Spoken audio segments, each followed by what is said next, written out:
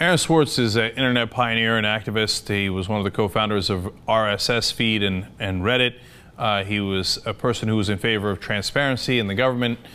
He was caught speedily downloading material from a company called JSTOR that stores academic articles. He thought the academic articles should be free for the whole public because they were important source of information.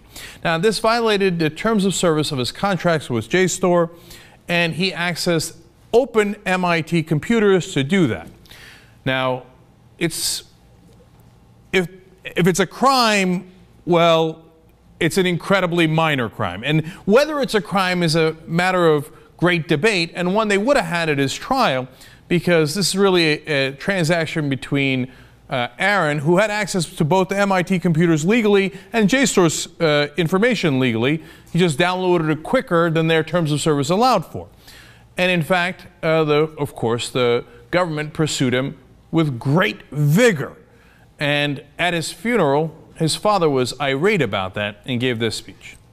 I said to Eric Brimson, the chancellor, in one of my 2 meetings with him, why are you destroying my son? He said he wasn't.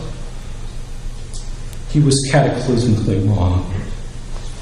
Aaron did not commit suicide, but was killed by the government, and MIT was betrayed all of its basic principles. Now, those are strong words, but if you notice, he left out JSTOR. You know why? Because the company that was aggrieved actually did not file criminal or civil charges. And in fact, they urged the government to drop the case. It was incredibly minor. Instead, the government asked for 35 years in jail, 13 felony counts, including wire fraud. It's way overkill. So everybody was wondering why. Why did they do this? Well, we might have gotten some clues recently.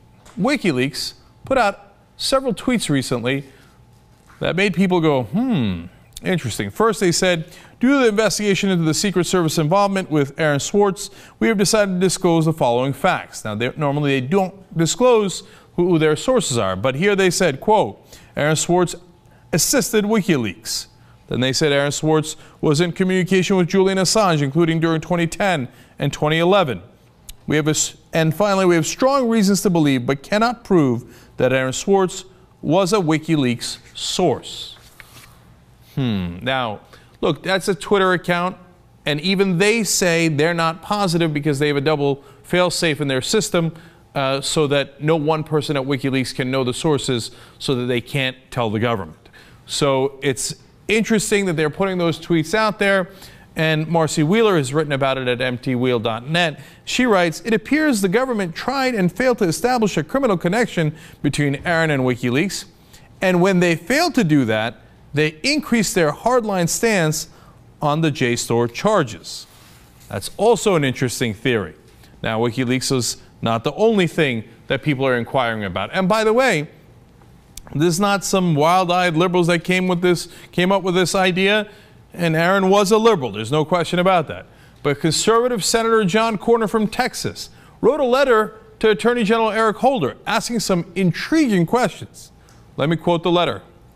Second, was the prosecution of Mr. Swartz in any way retaliation for his exercise of his rights as a citizen under the Freedom of Information Act?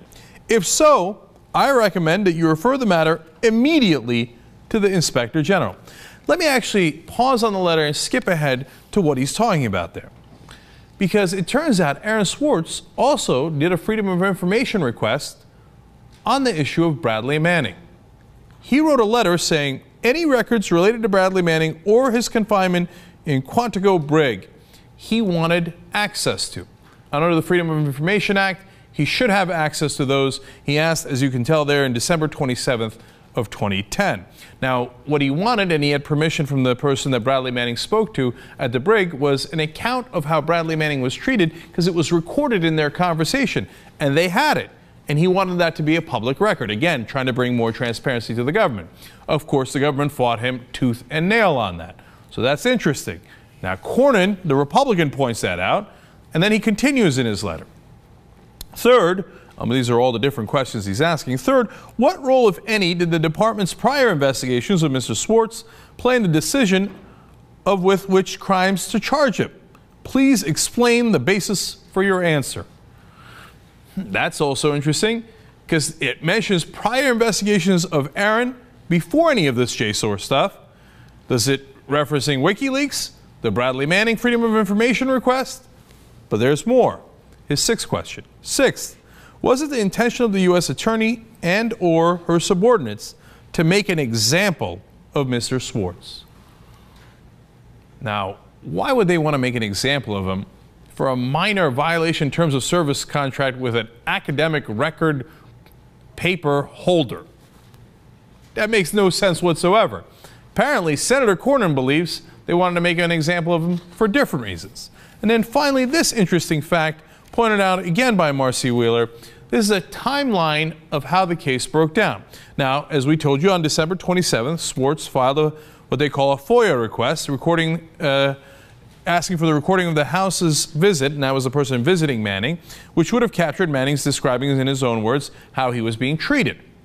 January 4th of 2011, just a couple of days later, MIT happens to find Swartz's computer in that closet where he had hooked it into the MIT computers, and the Secret Service takes over the investigation. On January 6th, a couple days later, he's arrested. February 11th of 2011, and this one's interesting in the timeline. The Secret Service searches Swartz's house and office, but not the hardware primarily implicated in the crime purportedly being investigated. So the hardware that was involved in the JSTOR crime, they leave alone. Now, could they be incompetent? Of course that's possible, right? But the one thing that they were theoretically going to get, they don't get. But they grab everything else. It's almost as if they were interested in something else. So when you put all this together, it is at the very least a very interesting question as to why the government was going so hard after Aaron Swartz. If it had perhaps nothing to do with JSTOR and MIT at all, but that they were using it as a ruse to target WikiLeaks and to target Swartz for daring to ask about the treatment of Bradley Manning. Now, hopefully we'll find out more about this case and find out if that is the case. But right now, these are intriguing questions. But the government would never go after somebody for trying to expose what they've done, right? No, just ask Bradley Manning or Julian Assange or all the different whistleblowers that President Obama tried to try under the Espionage Act. By the way, President Obama, that's another record of his. Record deportations, record drug dispensary raids, and record number of people, whistleblowers, charged with the Espionage Act, giving information to our enemies. Apparently, when you give information to the American public or the press, they're now considered the enemies.